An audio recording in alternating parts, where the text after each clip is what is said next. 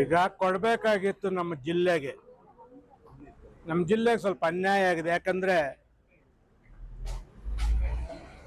ಇದು ಪಾಪ ಚಿಕ್ಕಬಳ್ಳಾಪುರಕ್ಕೆ ಒಂದು, ಕೋಲಾರಕ್ಕೆ, ಅವಳಿ ಜಿಲ್ಲೆಗೆ, ಎರಡೂ ಜಿಲ್ಲೆಗಳಿಗೆ ಒಂದು ಸಚಿವ ಸ್ಥಾನ ಕೊಡದೇ ಇರೋದು ದುರದೃಷ್ಟಕರ. ಆ ಜಿಲ್ಲೆಯ ಸಚಿವರು ಉಸ್ತುವಾರಿ ಆದಾಗ ಅವ್ರಿಗೊಂದು ಮುತುವರ್ಜಿ ಇರುತ್ತೆ. ಇರೋದ್ರಲ್ಲಿ ಬೈರ್ತಿ ಪಾಪ ಒಳ್ಳೆ ಕೆಲಸ ಮಾಡೋಂತ ನಾನು ಇಲ್ಲ ಅಂತಲ್ಲ, ಆದರೂ ನನ್ನ ಜಿಲ್ಲೆ ಅನ್ನುವಂಥ ಭಾವನೆ ಇರುತ್ತೆ ಆ ಜಿಲ್ಲೆಯವರಾದಾಗ. ನಮಗೆಲ್ಲ ಆಸೆ ಇತ್ತು, ಒಂದು ಹೊಸ ರೂಪ ಕೊಡೋಣ ಚಿಕ್ಕಬಳ್ಳಾಪುರ ಜಿಲ್ಲೆಗಿರ್ಬೋದು, ನನ್ನ ಕ್ಷೇತ್ರಕ್ಕಿರ್ಬೋದು. ನಮ್ಮ ಬಾಗೇಪಲ್ಲಿ ಕ್ಷೇತ್ರ ಸ್ವತಂತ್ರ ಬಂದಾಗಲೇ ಇದುವರೆಗೂ ಒಬ್ಬ ಸಚಿವನ ಕಂಡಿಲ್ಲ. ಒಂದು ಸಲ ಅವಕಾಶ ಸಿಕ್ಕಿದ್ರೆ ಸ್ವಲ್ಪ ಅಭಿವೃದ್ಧಿ ಪಡಿಸ್ಕೋಬೇಕಂತ ಆಸೆ ಇತ್ತು.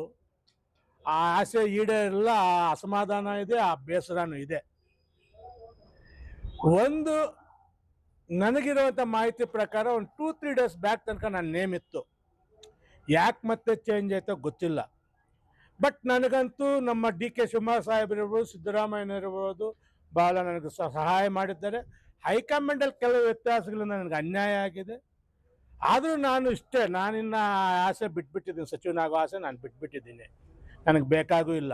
ಆದರೆ ಅಟ್ಲೀಸ್ಟು ಈ ಚಿಕ್ಕಬಳ್ಳಾಪುರ ಜಿಲ್ಲೆಗಿರ್ಬೋದು, ನನ್ನ ವಿಶೇಷವಾಗಿ ನನ್ನ ಬರಪೀಡಿತ ಬಾಗೇಪಲ್ಲಿಗೆ ಹೆಚ್ಚಿನ ಅನುದಾನ ಕೊಟ್ಟು ಆ ಭಾಗ ಅಭಿವೃದ್ಧಿ ಪಡಿಸಬೇಕು ಅಂತ ಮಾನ್ಯ ಮುಖ್ಯಮಂತ್ರಿಗಳು ನಾನು ಮನವಿ ಮಾಡ್ತೀನಿ. ಸರ್, ನಿಮ್ಮ ಬೆಂಬಲಿಗರಿಂದ ತೀವ್ರ ಆಕ್ರೋಶ ವ್ಯಕ್ತಪಡಿಸಿದೆ ಈ ಪಕ್ಷದ ಪರವಾಗಿ, ಏನ್ ಹೇಳ್ತೀರಾ ಸರ್? ನಿಜಾನೇ ಅಲ್ಲ, ಅವ್ರಿಗೇನಾಗಿತ್ತು, ಕೊನೆಗಳಿಗೆ ತನಕ ನಮ್ಮ ಶಾಸಕರು ಈ ಭಾಗದ ಸಚಿವರಾಗ್ತಾರೆ, ಈ ಭಾಗ ಇನ್ನಷ್ಟು ಅಭಿವೃದ್ಧಿ ಆಗುತ್ತೆ ಅಂತ ಆಸೆ ಕಂಡಿದ್ರು.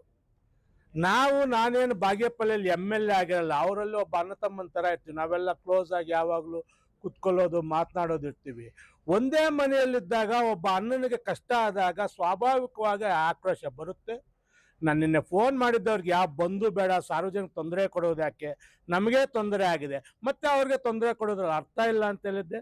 ಆದರೂ ನನ್ನ ಮಾತು ಮೀರಲಿಲ್ಲ. ಈಗ ಫೋನ್ ಮಾಡಿ ನಾನು ಸ್ವಲ್ಪ ಜೋರಾಗೆ ಮಾತನಾಡಿದೆ. ನೀವೇನಾಗಿ ಈಗ ಬಂದು ಅದು ಆಫ್ ಮಾಡಲಿಲ್ಲ, ನಾನು ಬರೋದೇ ಇಲ್ಲ ಪರ್ಮನೆಂಟಾಗಿ ಬಾಗೇಪಲ್ಲಿಗೆ ಅಂದೆ. ಇಲ್ಲ ನಾ ಈಗ ಅಂತ ಹೇಳ್ಬಿಟ್ಟು 3-3ವರೆಗೆ ಎದ್ದಿರ್ಬೋದು ಮೋಸ್ಟ್ಲಿ. ನನಗೆ ನಾ ಫೋನ್ ಮಾಡಿ ಎದ್ದಿರ್ತಾರೆ ಇಷ್ಟೊತ್ತಿಗೆ. ಆದ್ದರಿಂದ ನಾನು ವಿನಂತಿ ಇಷ್ಟೇ, ನನಗಂತೂ ಅನ್ಯಾಯ ಆಗಿದೆ. ಅಟ್ಲೀಸ್ಟ್ ನನ್ನ ಕ್ಷೇತ್ರಕ್ಕಾದರೂ ಒಂದು ಅವಕಾಶ ಇದೆ, ಈ ಸರ್ಕಾರ ಇರೋಷ್ಟನ್ನ ಒಂದು ಅನುದಾನ ಕೊಟ್ಟು ಅಭಿವೃದ್ಧಿ ಪಡಿಸ್ಕೋಬೇಕು ಅಂತ ನಾನು ಆಸೆ ಪಡ್ತೀನಿ. ಬೇರೆ ಯಾವುದೇ ವಿಚಾರಗಳಿರ್ಬೋದು, ನಮ್ಮ ಪಕ್ಷದ ಮಟ್ಟದಲ್ಲಿ ನಾನು ಮಾತನಾಡ್ತೀನಿ, ನನಗಾಗಿರೋಂಥ ಅನ್ಯಾಯ ಸರಿಪಡಿಸ್ಕೊಳ್ತೀನಿ. ನಿಗಮ ಮಂಡಳಿಯನ್ನು ಕೂಡ ಅಂತ